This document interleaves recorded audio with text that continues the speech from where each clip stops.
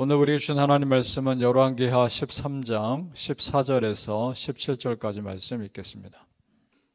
구약성경 열왕기하 13장 14절에서 17절까지입니다. 584페이지 열왕기하 13장 14절에서 17절까지 우리 함께 읽겠습니다. 시작.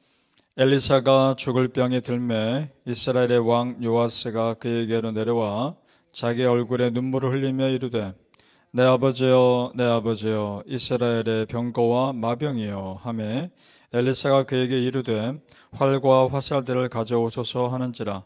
활과 화살들을 그에게 가져오매 또 이스라엘 왕이 이르되 왕의 손으로 활을 잡으소서 하매 그가 손으로 잡으니 엘리사가 자기 손을 왕의 손 위에 얹고 이르되 동쪽 창을 여소서 하여 곧 열매 엘리사가 이르되 쏘소서 하는지라. 곧 쏘매 엘리사가 이르되 이는 여호와를 위한 구원의 화살 곧 아람에 대한 구원의 화살이니 왕이 아람 사람을 멸절하도록 아벡에서 치리이다 하니라. 아멘. 오늘 새벽에 예배하신 하나님의 은혜가 우리 성도님들께 함께 하시기를 예수님 이름으로 축복합니다. 아멘. 자, 오늘 말씀은 하나님의 사람 엘리사 선지자가 죽을 때가 되어 기록된 내용입니다. 그동안 엘리사 선지자는 엘리야를 뒤이어서 사명을 잘 감당한 신실한 하나님의 종입니다. 이제 그의 생명이 끝나가는 시점에서 북이스라엘 왕을 부릅니다. 왕이 와서 병문안하면서 정말 진심으로 눈물로 외칩니다. 14절 말씀 제가 다시 읽겠습니다. 14절. 엘리사가 죽을 병이 들매 이스라엘의 왕 요아스가 그에게로 내려와 자기 얼굴에 눈물을 흘리며 이르되 내 아버지여 내 아버지여 이스라엘의 병거와 마병이여 하매 엘리사 선지자가 이스라엘 나라에 그만큼 소중한 존재라는 겁니다. 자, 그런데 이런 표현 전에 들어보지 않으셨습니까? 전에 엘리야가 하늘로 들려 올림받을 때 그것을 보고 있던 엘리사가 똑같이 외쳤던 내용입니다. 열왕기하 2장 12절에 나옵니다. 엘리사가 외치는 겁니다. 엘리사가 보고 소리 지르되 내 아버지여 내 아버지여 이스라엘의 병거와 마병이여 하더니 다시 보이지 아니하는지라. 그 말을 외쳤을 때 엘리야가 하늘로 올림받아 이제 보이지 않는 것을 말합니다.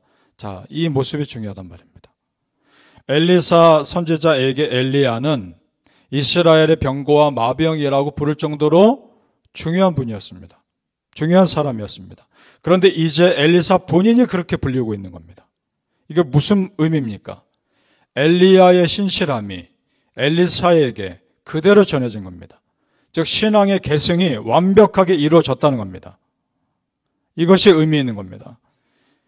여러분, 우리가 이 모습 사모해야 될 줄로 믿습니다. 우리에게도 각자의 신앙의 롤 모델이 있으실 텐데 그렇다면 이제 우리가 우리 자녀들에게 또는 또 다른 누군가에게 그런 신앙의 롤 모델이 되셔야 하는 겁니다.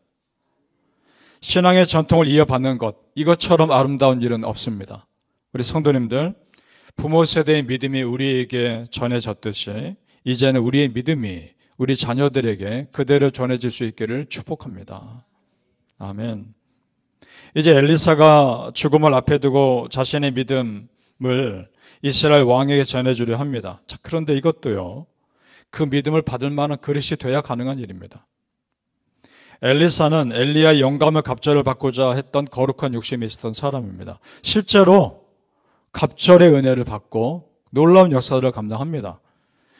예를 들어 엘리사가 죽은 뒤에 그 무덤에 사람들이 어떤 시체를 던졌더니 그 시체가 어떻게 됩니까? 살아납니다. 21절로 잠시 내려가 보시죠. 열왕기하 13장 21절입니다. 같이 읽어보죠. 시작. 마침 사람을 장사하는 자들이 그 도적대를 보고 그의 시체를 엘리사의 묘실에 들이던지매 시체가 엘리사의 뼈에 닿자 곧 회생하여 일어섰더라. 놀라운 기적이죠. 따라서 이스라엘 나라 입장에서는 이런 엘리사 선지자의 죽음은 너무도 큰 상실감을 가져왔을 거란 말입니다. 그것을 엘리사 선지자 본인도 압니다. 그래서 어떻게든 하나님이 이 백성들 지켜주시고자 하는 믿음을 이들 스스로가 갖도록 지금 도전하는 내용이 오늘 열왕기하에 기록된 겁니다. 그러자 그 왕에게 활과 화살을 가져오라 합니다. 그리고 동쪽 창을 열고 동쪽을 향해 쏘라고 말합니다. 그것이 무슨 의미인가? 17절로 다시 올라가 보시겠습니다. 열왕기하 13장 17절 우리 다시 한번 의미를 생각하며 읽어보죠. 시작.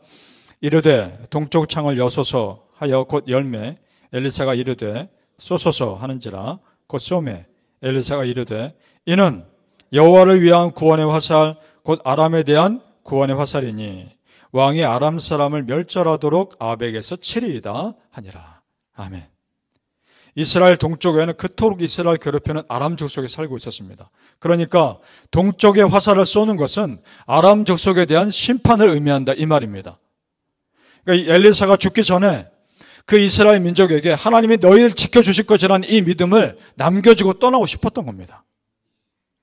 성도님들, 여러분은 자녀들에게 무엇을 남기고 이 땅을 떠나시겠습니까? 우리가 자녀들에게 넘겨줄 수 있는 최고의 재산은 하나님을 향한 신실한 믿음입니다. 믿습니까? 어떤 상황에서도 예배와 기도의 삶을 신실하게 지켜나간 그 모습이 우리 자녀들에게 물려줄 수 있는 믿음의 유산입니다. 생각해 보세요. 엘리야가 엘리사에게 무엇을 남겼습니까? 하늘로 올라갈 때 겉옷 하나 남겼습니다. 겉옷. 하지만 엘리사는 엘리야의 믿음을 물려받았습니다. 물질로는 겉옷 하나 받았지만 그것과 비교할 수 없는 영적인 재산을 물려받은 겁니다. 바라기는 성도님들, 이 세상에 어떤 것과 비교할 수 없는 믿음을 여러분의 후손들에게 물려주시길 예수님의 이름으로 축복합니다. 아멘. 자, 엘리사의 간절함에도 불구하고 북이스라엘 왕은 엘리사의 믿음을 받아들일 만한 그릇이 못 되었습니다. 자, 동쪽을 향해 화살을 쏘라는 말 외에 엘리사가 한 가지 더 얘기합니다. 화살을 잡아서 땅을 치라 말합니다. 18절과 19절로 내려가 보시죠. 같이 있습니다. 18절에서 19절까지 시작. 또 이르되 화살들을 집으소서. 곧 집음에 엘리사가 또 이스라엘 왕에게 이르되 땅을 치소서 하는지라. 이에 3번 치고 그친지라. 하나님의 사람이 노하여 이르되 왕이 5번을 칠 것이니이다. 그래야했다면 왕이 아람을 진멸하기까지 쳤으리이다. 그런즉 이제는 왕이 아람을 3번만 치리이다 하니라.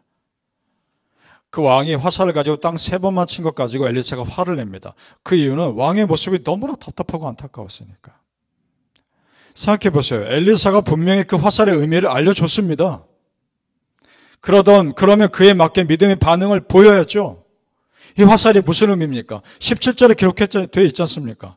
뭐라 말합니까? 이는 여호와를 위한 무슨 화살이요? 구원의 화살이요. 곧 아람에 대한 구원의 화살이니. 그렇습니다. 그러면 아람 족속의 공격으로부터 지켜줄 구원의 화살이라면 몇 번을 내리쳐야 되는 겁니까? 수없이 내리쳐야죠. 믿음의 반응을 보였어야 됐단 말입니다. 엘리사 선지자가 그래서 뭐라 말합니까? 왕이 5번을 칠 것이니이다. 왜 그것만 치고 멈춥니까? 그 말이죠. 여기에 믿음 있는 사람과 믿음 없는 사람의 차이가 나옵니다.